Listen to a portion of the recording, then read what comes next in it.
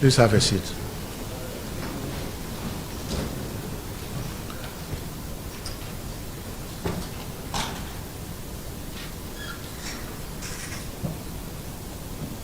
Your Excellency, Mr. Bassirou Diomaye Diakhar Faye, President of the Republic of the Gambia.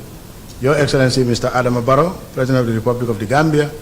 Honorable Ministers, before proceeding, I would want to seize this opportunity. We take 1 minute and pray in our own ways.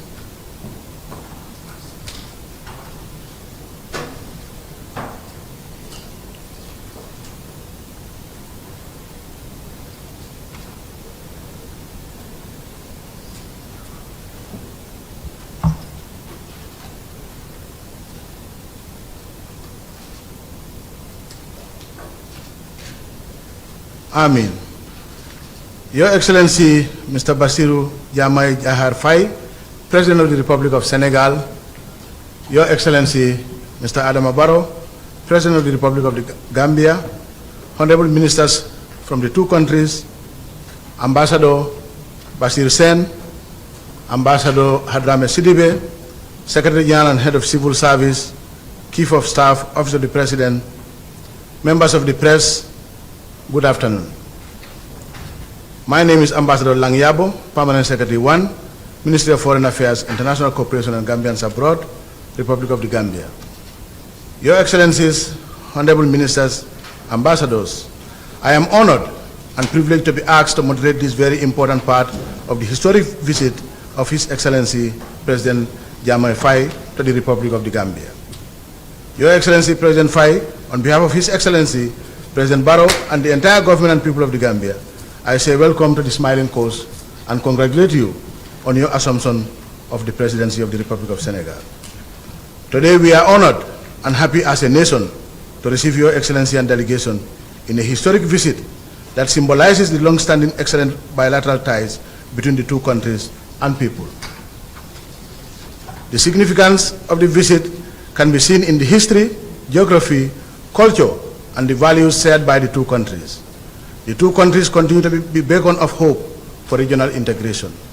Therefore, as the two countries continue their efforts in strengthening the culture of democracy and giving hope in fast-tracking regional integration within the ECOWAS sub-region, we are convinced beyond doubt that the visit will further cement the strong bonds that binds the two countries and their people.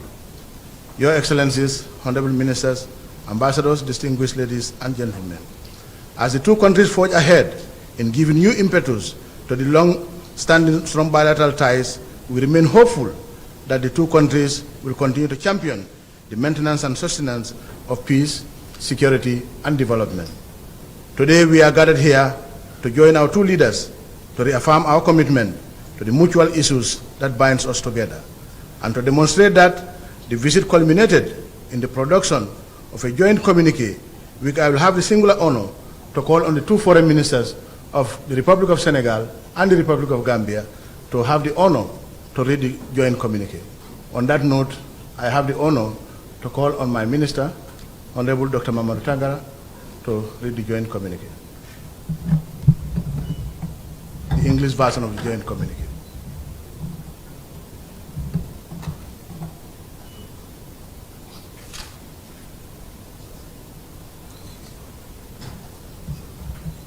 Bismillahirrahmanirrahim.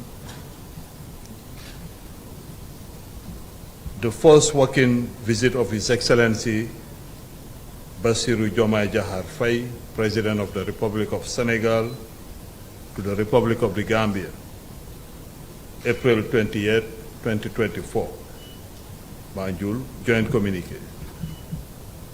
His Excellency Mr. Bassirou Diomaye Diakhar Faye, President of the Republic of Senegal, accompanied by a senior official of his government, undertook his maiden working visit to the Republic of the Gambia on Saturday, 28th of April 2024. He was received at the Banjul International Airport by His Excellency Mr. Adama Barrow, President of the Republic of the Gambia, with the senior members of the government of the Republic of the Gambia. This visit is one of the first His Excellency President Bassirou Diomaye Diakhar Faye's overseas since his inauguration, greatly denotes the profound and deeply cemented fraternal ties between the Gambia and Senegal. It further symbolizes the strong and shared desire of the two heads of state in the furtherance of the spirit of camaraderie and the affinity for mutually beneficial collaboration between the governments and peoples of the two countries. The two heads of states held a consultative meeting to review the status of the historic bilateral relations between the Gambia and Senegal, and in this regard, reaffirmed their commitment to maintaining the established Presidential Council aimed at raising to a strategic level the cooperation between the two countries. His Excellency President Adama Barrow congratulated President Bassirou Diomaye Diakhar for his resounding election victory and his inauguration as the fifth head of state of the Republic of Senegal, and wished him great success in the implementation of the progressive programs of his recently constituted government. His Excellency President Adama Barrow also thanked His Excellency President Bassirou Diomaye Diakhar for undertaking his second overseas visit as the President of Senegal to the Gambia, and characterized it as a visible demonstration of the long-standing fraternal ties that exist between the Gambia and Senegal. The two heads of states expressed great satisfaction with the status of the bilateral relationship between the Gambia and Senegal, and collectively buttressed the unique bonds between the two countries due to being inextricably linked by history, geography, culture, common development aspiration, etc., and commended the diverse efforts being made to further strengthen cooperation between the two countries in many sectors. The two leaders reaffirmed the firm commitment of their governments to continue to work together to advance the excellent bilateral relations that happily exist between the two sister republics, and in this regard agreed to intensify consultations between the authorities of the two governments to implement the agreement signed on security, defense, forestry, and wildlife management, trade, air travel, education, and the judiciary. The two heads of state also discussed issues and developments at regional, continental, and global levels, and agreed to continue consultations and cooperation on issues of shared interest. The two leaders recognized the two countries' contributions to peace, security, and development through the Economic Community of West Africa, ECOWAS, the African Union Organization, AU, the United Nations, UN, and the Organization of Islamic Cooperation, OIC. His Excellency President Adama Barrow renewed his invitation to His Excellency President Bassirou Diomaye Diakhar for the 15th OIC Summit to be held on 4th and 5th May 2024 in Banjul, and thanked the government and people of Senegal for the support provided to ensure successful hosting of the summit. His Excellency President Bassirou Diomaye Diakhar expressed appreciation and acceptance to attend the summit in Banjul. His Excellency Bassirou Diomaye Diakhar expressed his heartfelt appreciation to His Excellency President Adama Barrow and the government and people of the Gambia for the warm and fraternal welcome, as well as the tremendous hospitality accorded to him and his delegation, and congratulated His Excellency President Adama Barrow in advance for the hosting of the OIC Summit in the Gambia. The two heads of states agreed to have regular consultations on issues of mutual interest and to have the next session of the Senegalo-Gambian Presidential Council in Dakar, Republic of Senegal, at dates to be decided later. Done in Banjul, 28 April, in two original copies in the English and French languages, both texts being equally authentic. Thank you.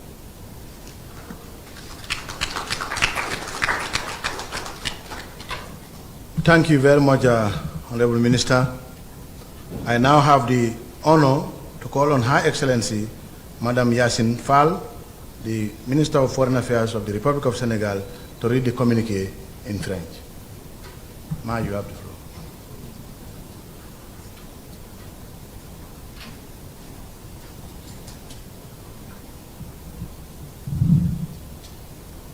Première visite officielle de son Excellence, Bassirou Diomaye Diakhar, président de la République du Sénégal en République de Gambie, le 20 avril 2024 à Banjul. Communiqué conjoint. Son Excellence, M. Bassirou Diomaye Diakhar, président de la République du Sénégal, accompagné de hauts fonctionnaires de son gouvernement, a effectué sa première visite officielle en République de Gambie le samedi 20 avril 2024. Il a été accueilli à l'aéroport international de Banjul par son Excellence M. Adama Barrow, président de la République de Gambie, accompagné des membres du gouvernement de la République de Gambie. Cette visite est l'une des premières effectuées par son Excellence le président Bassirou Diomaye Diakhar depuis son investiture et souligne l'importance des liens fraternels profonds et étroits entre la Gambie et le Sénégal. Elle symbolise en outre le désir profond et partagé des deux États, des deux chefs d'État, de promouvoir l'esprit de camaraderie, d'affinité pour une collaboration mutuellement bénéfique entre les gouvernements et les peuples des deux pays.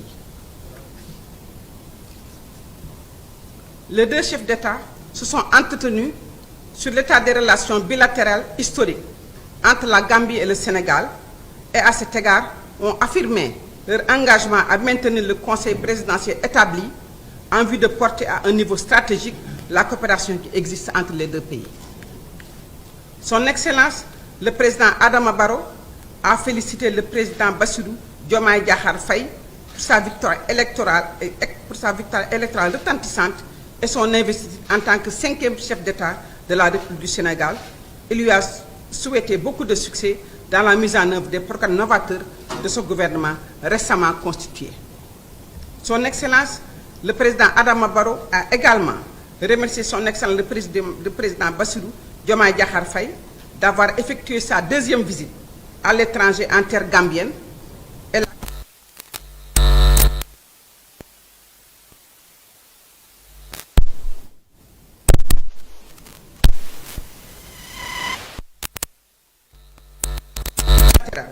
entre la Gambie et le Sénégal et ont souligné la nature consubstantielle des liens qui unissent les deux pays du fait qu'ils sont inextricablement liés par l'histoire, la géographie, la culture, les aspirations communes en matière de développement et ont encore salué les divers efforts déployés pour renforcer davantage la coopération entre les deux pays dans de nombreux secteurs. Les deux dirigeants ont affirmé la ferme volonté de le gouvernement de continuer à travailler ensemble pour faire progresser les excellentes relations bilatérales qui existent heureusement entre les deux républiques sœurs. Et à cet égard, ils sont convenus d'intensifier les consultations entre les autorités des deux gouvernements afin de mettre en œuvre les accords signés en matière de sécurité, de défense, de gestion des forêts et de la faune sauvage, du commerce, du transport aérien, de l'éducation et du système judiciaire. Les deux chefs d'État ont également discuté sur divers sujets de l'évolution de la situation au niveau régional, continental et mondial et se sont convenus de poursuivre les consultations et la coopération sur les questions d'intérêt commun. Les deux dirigeants ont reconnu les contributions des deux pays à la paix, à la sécurité et au développement par le biais de la communauté économique des États de l'Afrique de l'Ouest CEDEAO et de l'Organisation de l'Union africaine, des Nations unies, de l'Organisation de la coopération islamique, etc. Son Excellence le président Adama Barrow a renouvelé son invitation à son Excellence le président Bassirou Diomaye Diakhar pour le 15e sommet de l'Organisation de la coopération islamique qui se tiendra le 4 et 5 mai 2024 à Banjul et a remercié le gouvernement et le peuple sénégalais pour le soutien apporté afin d'assurer le succès de l'organisation du sommet. Son Excellence, M. Bassirou Diomaye Diakhar Faye a exprimé son appréciation et son acceptation de participer au sommet de Banjul. Son Excellence le Président Bassirou Diomaye Faye a exprimé aussi ses sincères remerciements à son Excellence le Président Adama Barrow, au gouvernement et au peuple de la Gambie pour l'accueil chaleureux et fraternel, ainsi que l'extraordinaire hospitalité qui lui ont été accordées, ainsi qu'à sa délégation, et a félicité son Excellence le Président Barrow à l'avancée déjà réalisée pour l'organisation du sommet de la coopération islamique. Les deux chefs d'État sont convenus de se consulter régulièrement sur les questions d'intérêt mutuel et de tenir la prochaine session du Conseil présidentiel sénégalo-gambien à Dakar, en République du Sénégal, à des dates qui seront fixées ultérieurement. Fait à Banjul le 20 avril 2024 en 2 exemplaires originaux en langue française et anglaise, les deux textes faisant également foi pour la République du Sénégal et pour la République de Gambie. Merci.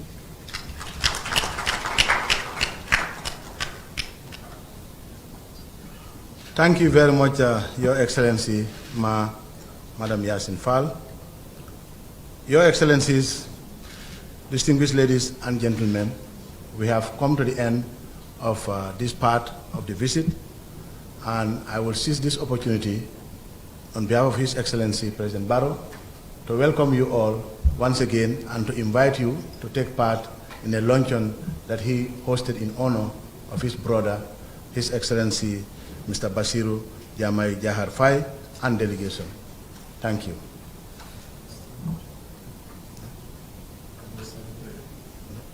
Closing prayers?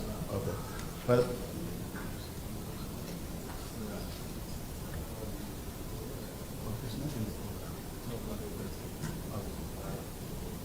Well, there is a slight change in the program. We want to give the opportunity to their excellencies to say a few words to the gathering.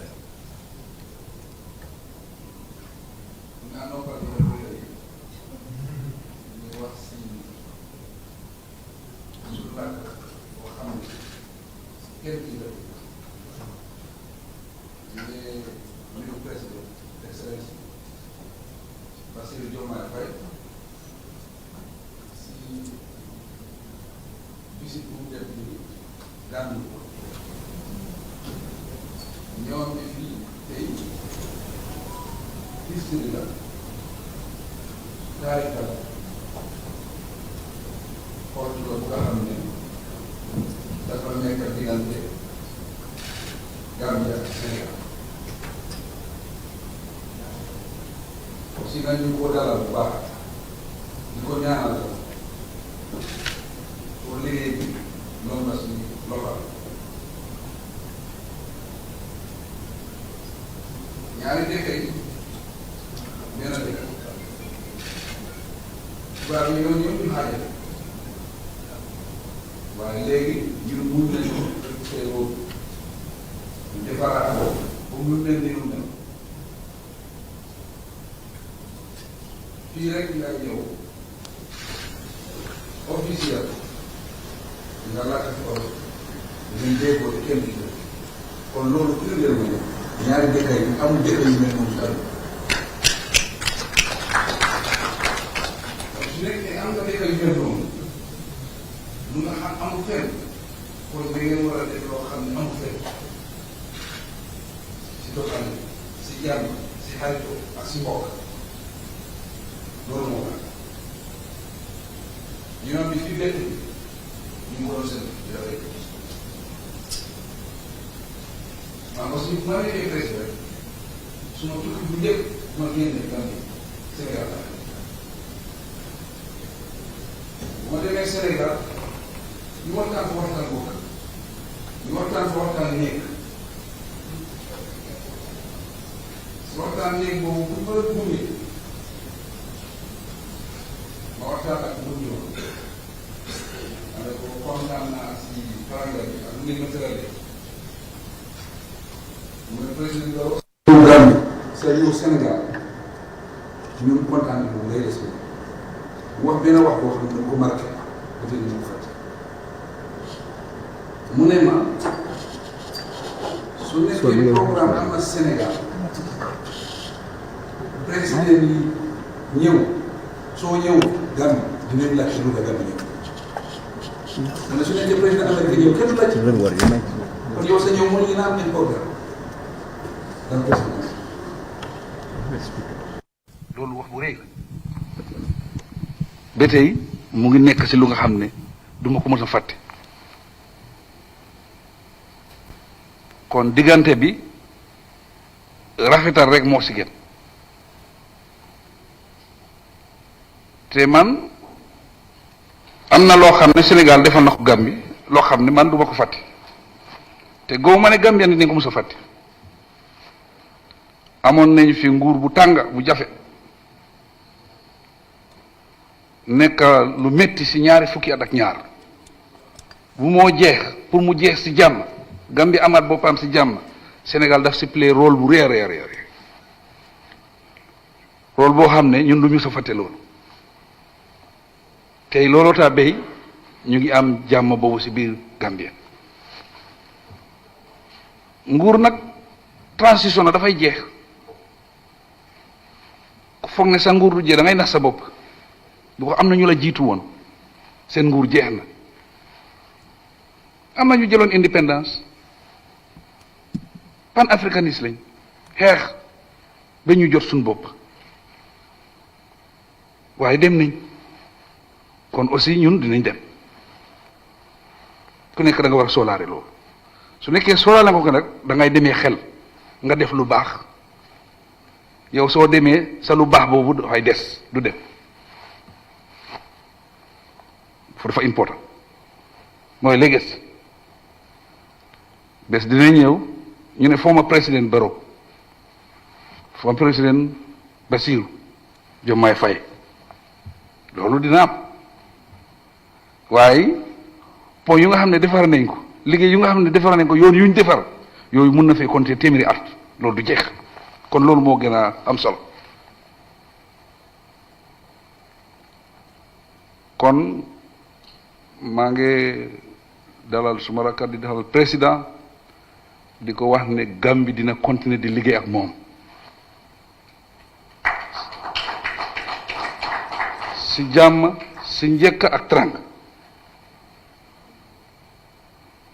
tey rek maa ngi nekk ak capitaine Diop mu fàttale ma mu ne ma yow yaa day wax boobu mu ne ma soo amee gan bu njëkk suñ maam yi politiciens yu mag la ñu woon na da ngay am gan nga teral sa gan bi nga wàcce sa lal sa gan fanaan si sa kaw lal waaye taxut ne moom mooy moom sa kër waaye terangal du ko fàtte loolu lu am solo la kon jàmm rek moo xëj diggante Gambie ak Sénégal bu ambassadeur Sène ñëwee present letters of credential ñu làkk olof ma ne ko amul fenn fii rek la am waaw ma ne doo dem fenn nga joxe sa lettre ñu làkk la olof fii rek kon loolu unique soo nekkoon Amérique ngay dox nekk si boos wala nekk si train nga dégg nit làkk olof rek dafay nekk sa mbokk si saasi xam nga ko xamuloo ko di nga wax amoo boobu sa mbokk la kon làkk boobu dafa important ñun ne yàlla daf na dimbali si loolu ku nekk Gambie am na mbokk Sénégal waaw man am naa ay suma cousine ñu nga xam ne ñu ngi Sénégal ñeneen sax xawma leen woon ba bu ma nekkee président suma papa ak seen yaay ñoo bokk ndey ak baay ñu ngi Dakar bu ñoo dem foofu man xale bu ndaw la wala judduguma sax ay 50 something years ñu ngi foofu ñoon xamuñ fan Sénégal rek am na ku nga xam ne man maa ko yóbbu maa ko fa mu nekk ni nekk na Sénégal over 50 something years papa ak suma yaay ñoo bokk ndey ak baay ak yaayam ak suma papa ñoo bokk ndey ak baay Sénégal la nekk foofu la xam foofu lay sànni karta mun naa am saa woteel na ko kon ñu ngi rafetlu ñëw bi di ko gërëm di ko sant di ko ñaanal aussi di ko congratulate bu baax a baax a baax Gambia partner am na reliable partner for that matter si bilatéral bi si multilatéral bi on a président Sall bu njëkk suñ demoon ECOWAS suñ amee lu ñoo wax si beneen réew bi la ñu wax kenn dafay ne yow waxal njëkk pour réew bi nen man ma ñëw wax su nekkee affaire Gambie la moom mooy njëkkaa wax mooy affaire Gambie den man ma ñëw wax nekk affaire Sénégal daf maay wax yow njëkkal wax lii mooy mbokk am bés ñu ngi si meeting bi former président yaa am gaañu mu ngi nekk Équatorial Guinée gars yi téléphone président Équatorial Guinée ñu wax ko ne kii yaa am gaañu na waaye dafa bëgg pour mu ñibbi Gambie te président Gambie na ngi nekk foofu dafa bëgg pour nga dem wax moom pour mu nangu yaa am ñib si fii pour ñu suul ko fi buñ ko waxee mu dem jël président Issoufou président Alassane Ouattara ak président Nana mu wax leen ko ñooñu waxtaan nga ndaje boo gis rek am na koo xam ne dafay muus Issoufou mu ne leen lii jarul ñun ñu dem jël si président Barrow mbokkaam maa ngi fi xaritam maa ngi fi magam maa ngi fi mooy président Sall nañ ko président Sall rek jeex ñu wax ko président Sall mu ooma si boor ñu taxaw mu wax ma affaire bi kon gis nga mbokk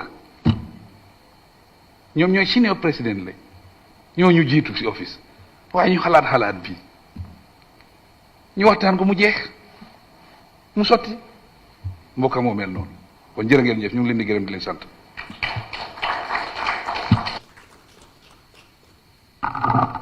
Thank you very much, Your Excellency, for those wise words. I now have the honor to call on His Excellency, Mr. Bassirou Diomaye Diakhar Faye, to make his intervention. Your Excellency, you have the floor. Assalamu alaikum wa rahmatullah. Président Barrow, maa ngi lay nuyu te di nuyu tamit kilifa yi nga xamante ne ñoom nga bokkal jeetaay gi di nuyu tamit ñi nga xamante ne ànd na ak ñoom te xëy na ni ñu bind seen tur ci seen kanam moo tax xam naa dina bàyyi bañ leen présenté waaye leer na ma ne jot nañoo jokkoog seeni naataango yi nga xamante ne ñoom la ñu nar a bokkal liggéey gi di la nuyu di la sant ñaari yoon tamit di la sant ci déplacement bi nga def ci bi may def sama prestation de serment ngir gën a màggal bés bi gën ko taaral te su ma la sante mel na ni peuple sénégalais yëpp sant na la ci ndax seen bés la woon di la sant tamit ci dalal gi nga xamante ne dalal nga ñu ko fii Gambie te du rek teertuñu ak lu mu àndal waaye fi ñu jaar yëpp ci yoon wi gis nañu suñu mbokk yi lañ fi fekk si suñuy xarit lañ fi fekk si ñi bokk ci ñun ñoom lañ fekk si li nga wax sànq balaa nga koy gën a remarqué rek nga delluwaat gannaaw ci li jiitu maanaam bi nga waxee ne fii rek laa mën a ñëw ci rencontre officielle ci ndaje officiel ñuy waxtaan ci wolof bu dul woon kalaama gi ñuy njëkk a làkk ci bu ñu doon lire communiqué bi li ko waral ci gannaaw kon duñu wax Gambie wax Sénégal dañuy wax Sénégal bi mu doon benn réew waaye alhamdulilah gannaaw bi askan yi bàyyi lool ci gannaaw bañ ku leen féewale doonte ñaari dëkk la ndax noonu la ko yàlla dugale ci histoire ak ci ñi nga xamante ni ñoo ñu fekk si bu mel ni ñi ñu bëggoon xaajale waaye askan yu continuer doon benn bañ a xool frontière bañ a xool drapeau xam ne ni nga ko waxee ne say rakk ak ñeneen ñi say mbokk ñoo nekk ci beneen côté bi fii tamit ay sénégalais rek fi nekk fii ay gambien rek fi nekk kon frontières yi amul solo ci ñun drapeau yi amul solo ci ñun li am solo mooy ni askan yi dugalante ak nu ñuy jëfalante kon bi ma la sante ci ñaar yi dama teg rek cant gi askanu Sénégal ak man mi leen jiite tey di sant askanu Gambie di ko jaarale ci yow mi nga xamante ne yow la fi yàlla teg di rafetlu tamit taxawaay bi nga am ci relation Sénégal Gambie ba ku ne xam ne fu mu tollu tey benn cër rek lañ ci am te man mii noonu laa fas yéene taxawee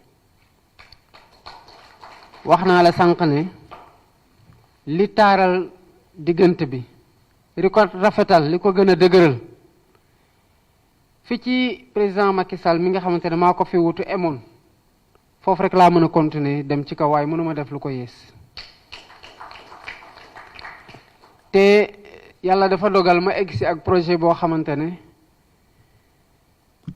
projet panafricain la balaa mu doon beneen projet mu doon loo xamante ne ñun gëm-gëm gu xóot la ci ñun ne Afrique solidarité ak fraternité bi ma doon wax ci bés bi nga ñëwee may prêter serment di wax fraternité renouvelée di wax solidarité renforcée loolu gëm-gëm la goo xamante ne moo la ñu mooñaale projet bi tax sénégalais d'accord ak ñun ba teguñu ci kaw réewu Sénégal yaa ngi wax sànq ba wax ne sa mbokk moomu mën na am sax man la woteel waaw xam naa ne man la woteel ndax li koy firndeel ne xam naa ne Gambie bi gañewuñ ma fi kon lii riir Sénégal moom la ñuy dégg Gambie te lii riir Gambie moom la ñuy dégg Sénégal kon président Barrow xamal ne frère bi nga amoon Sénégal moo fa nekk tey xëy na jëmm gi gën naa tuuti waaye dëngar gi gën naa dëgër ndax fi Sénégal taxawee ko ci relation digganteem ak Gambie mënul soppeeku mënul changer dafa mën di gën di law rek di gën di dëgër di gën di dem ci kaw gën di dem ci kanam te lépp loo xamante ne suñu cër la ñu war ko dox ci dëgëral relation yi diggante Sénégal ak Gambie ci dëgëral diggante Sénégal ak yeneen réew yi Afrique taxawaay boobu dañ ciy xara suñu tànkatu bay doxal ko ba mu mat sëkk dara du ci manqué te di la tàllal loxo ci taxawaay bi nga xamante ne moom nga fësal bi nga toogee ba tey te mu gën a jur jàmm gën a jur lëkkaloo diggante Sénégal ak Gambie taxawaay boobu xam naa doo ci jóge ndax lépp loo xamante ne dina la ci gën a soññ gën la ci jàppale gën la ci ñaax ci ñun suñu côté ci doxe ko ci waxe ko ci jëfe ko dinañ ko def pour yow nga gën a sawar gën a am taxawaay boobu gën ko taxawee gën ko baral tamit kon fi ma ko tàmbalee rek laay jeexale pour gën a guddal mooy mbégte ak contentement bi nga xamante ne am naa ko ci ñëw fii ci Gambie dama la wax sànq ne agendaaw njiitu réew yow yaa ma gën a xam nu mu mën a chargé ak lu ko mën a gàllankoor ci yeneen jeetaay yoo xamante ne mënu faa bañ a dem moo tax bi may jóg di dem Mauritanie maa ngi ko doon wax président El Ghazouani démb dama ko yow yaay njiitu Union africaine puisque mënuma tëb rek nekkandoo ci dëkk yépp damay njëkkee ci yow mu mel ni su ma taxawee Mauritanie ndax ni nga nekk njiitu Union africaine taxaw naa ci dëkk yépp ma door a xool nag naka laay doxale yeneen visite yooyu te bi ma taxawee tamit di doxal yeneen visite yooyu fi ci njëkk fii la Gambie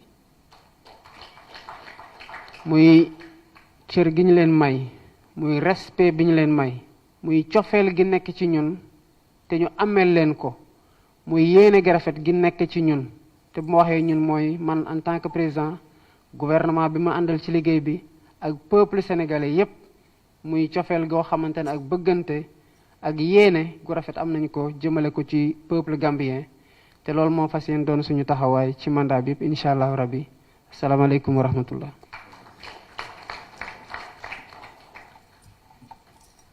Thank you very much, Your Excellency, honorable ministers, ambassadors, colleagues. I think we all had our two leaders together. And I have no doubt that as relationship managers, all of us will do all what it takes to ensure that we materialize their vision for the people of the Republic of the Gambia and the Republic of Senegal. On that note, we want to draw the curtain here with a closing prayer, as I have been reminded by my minister, who happens to be an imam. Your Excellencies, let's pray in our own way. Let's take 1 minute to pray in our own ways.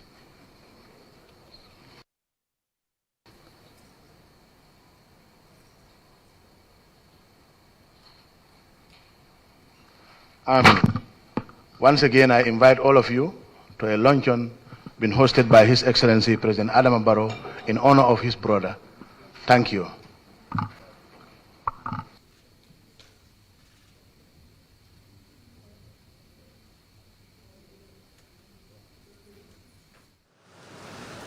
Well, viewers, you're still watching QTV, the Gambia's first private TV station, and we are broadcasting live from the State House here in Banjul, where the visiting Senegalese President Diomaye, Bassirou Diomaye Diakhar is at the State House here to meet President Barrow. Earlier on, you heard from both foreign affairs ministers of the Gambia and Senegal reading out a communique, as a result of this visit. And in that communique, you have had the two leaders renewing their commitment to further strengthening the bilateral relationship between the Gambia and Senegal. Of course, you have had President Barrow extending an invitation to President Diomaye Faye to attend the upcoming OIC summit here in the country, which President Diomaye Faye has accepted.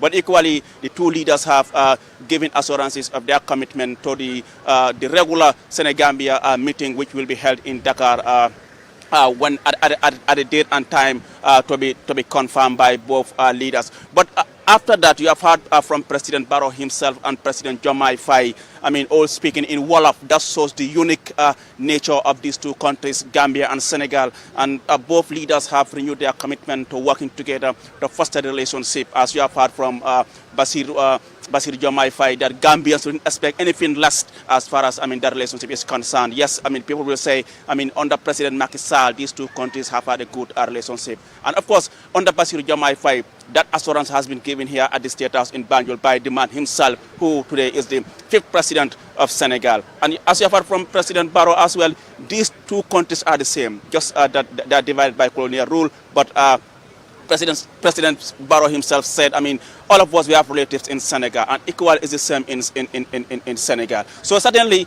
it's quite important that these two leaders meet today, to actually discuss, interact, and of course, forge a way forward as far as, these two countries are concerned. I have Dusano here, who's a special advisor to the president. Thank you so much for joining us on QTV Live here at the State House. Just got a Jamar Faye after the Biana Gambia katamo ke miano ka tamo kuma balam bi ite yemu ne kalamuta bi aliwa baraka bake by mba prefala ngata surwa counter for the benefit of the Senegalese and the Gambians.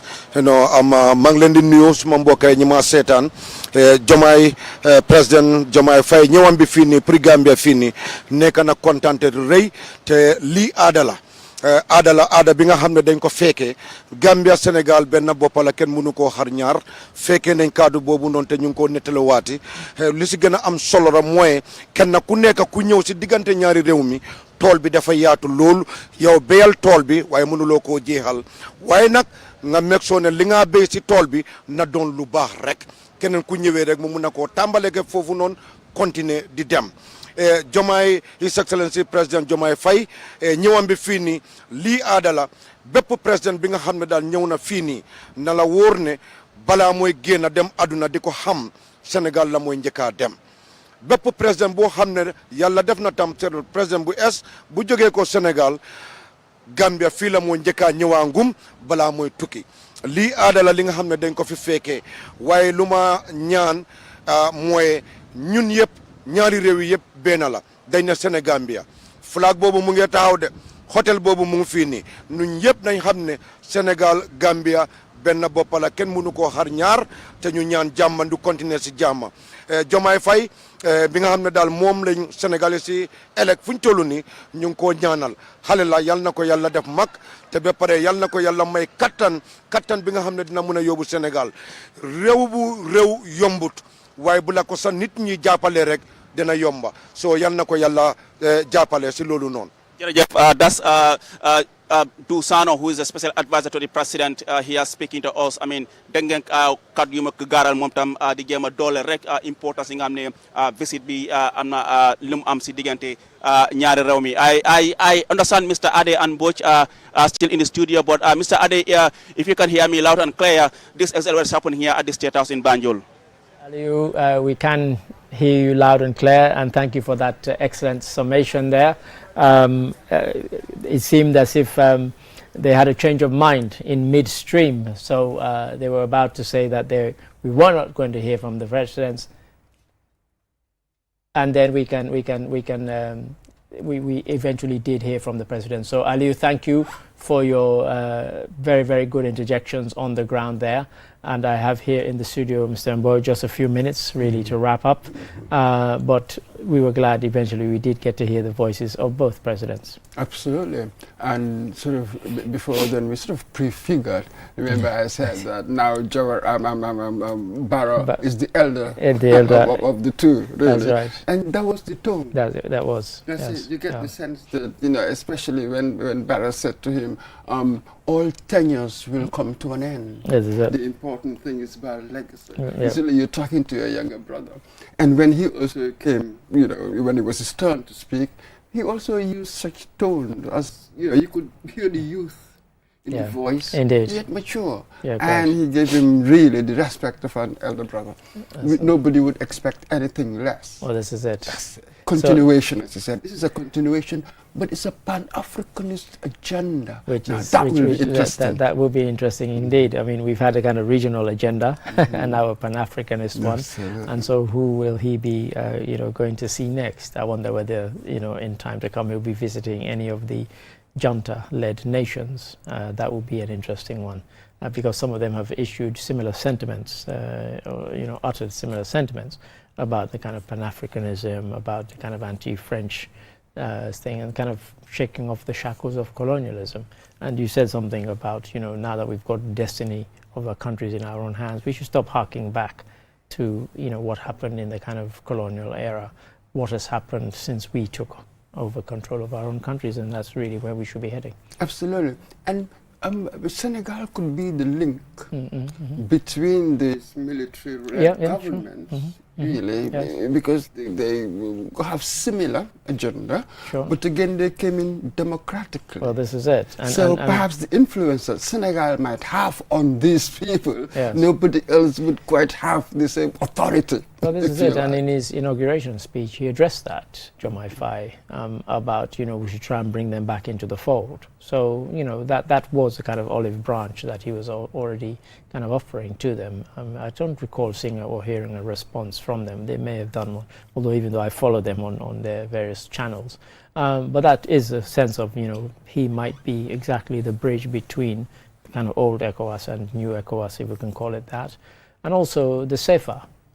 Is something they've all complained about, including himself. And now you have somebody who's democratically elected who's saying that we might look at it, we might even throw it away. But throw it away for what? And that hasn't been quantified yet. And so you have all of these things that they have to really address. So quite a lot on his plate, I think. Absolutely. So far what we've got is the abstraction, the ideology, the direction where we want to go, granted. But now where is the roadmap? Sure. How are we going to get there? Sure. The steps, what actions would that lead us to? Now, that would be an extremely difficult one, and it's going to take a while, really. It's a long-term project in many ways. It's going to take a long-term project. Thank you for that, Mr. Mbowe. And once again, to our viewers, thank you. We had been saying in the earlier program that it was going to be at 2:15 that we would go to the press conference. That was changed, it was moved. But eventually we got there, and we did get to hear from both presidents of Senegal and the president of the Republic of the Gambia. And so once again, just say thank you for watching, and to our colleague Aliou Cisse, who was on the ground, who did a sterling job there, following them from the airport to the hotel, State House, etc., etc. Until next time, goodbye.